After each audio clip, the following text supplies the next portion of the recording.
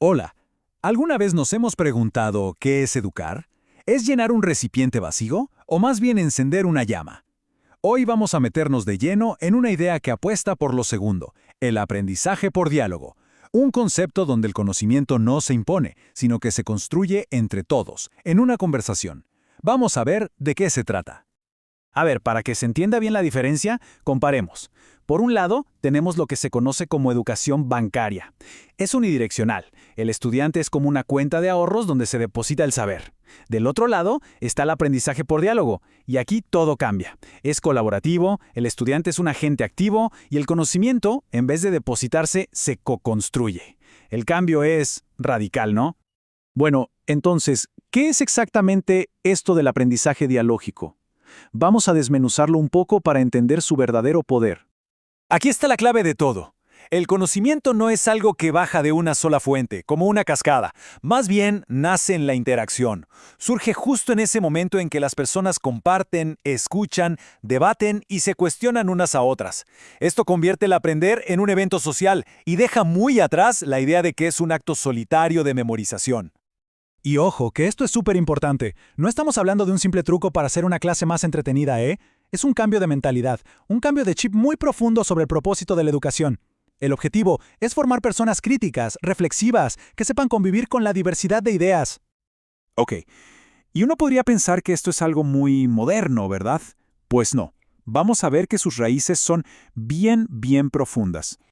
Imagínense, nos tenemos que ir hasta la antigua Grecia. Allí, Sócrates ya usaba la mayéutica, que no era otra cosa que un diálogo guiado para que sus discípulos parieran, por así decirlo, sus propias ideas. Y si damos un salto enorme en el tiempo, hasta el siglo XX, nos encontramos con un gigante, el pedagogo Paulo Freire, que lo transforma en una herramienta de liberación, una forma de romper con una educación que a veces oprime en lugar de empoderar. Y esta frase de Freire es que lo dice todo.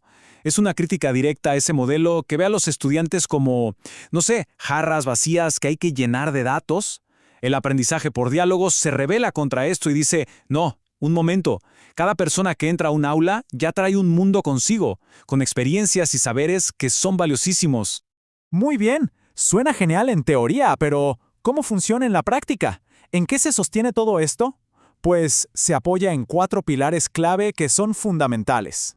Primero, la horizontalidad, que significa que aquí no hay una voz que manda y las demás escuchan. Todos participan en igualdad de condiciones. Luego, la co-construcción. El saber no lo tiene el profesor, sino que se va armando entre todos. Tercero, y fundamental, el pensamiento crítico. Se vale dudar, preguntar, argumentar.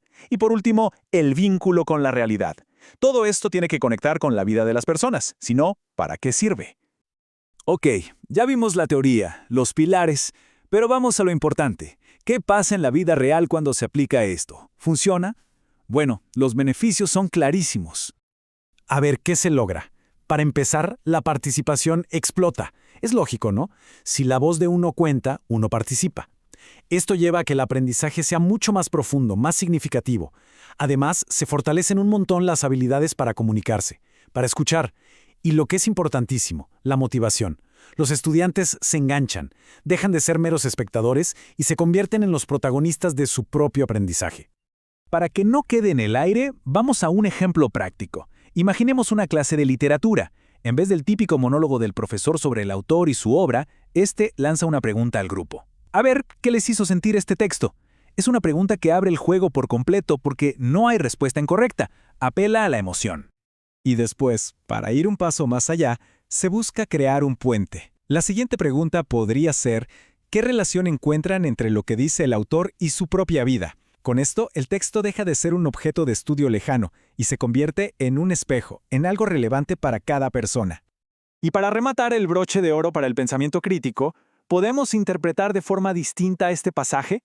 Esta pregunta es poderosa porque le dice a todos, aquí no hay una sola verdad. Se abre la puerta a un montón de miradas distintas, y la construcción del significado se vuelve algo colectivo y mucho más rico. Y ojo, que esto no es solo una intuición o una idea bonita. Hay investigación académica que lo respalda.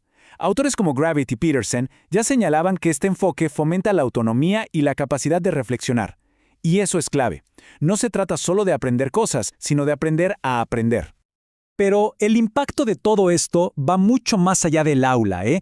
No se trata solo de sacar buenas notas o de cumplir con un programa.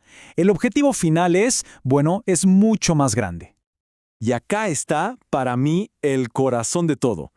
La meta final no es acumular información, es formar ciudadanos, personas con pensamiento crítico, que se hacen responsables de sus ideas y, sobre todo, personas capaces de hablar con quien piensa distinto, de convivir en sociedades que son cada vez más diversas y complejas. Así que, para cerrar, queda una pregunta flotando en el aire. En un mundo tan polarizado, que necesita con urgencia más puentes y menos muros, a lo mejor la clave no es tener más información, sino aprender a conversar mejor. ¿Qué tal si el futuro de la educación fuera justamente eso, una gran conversación?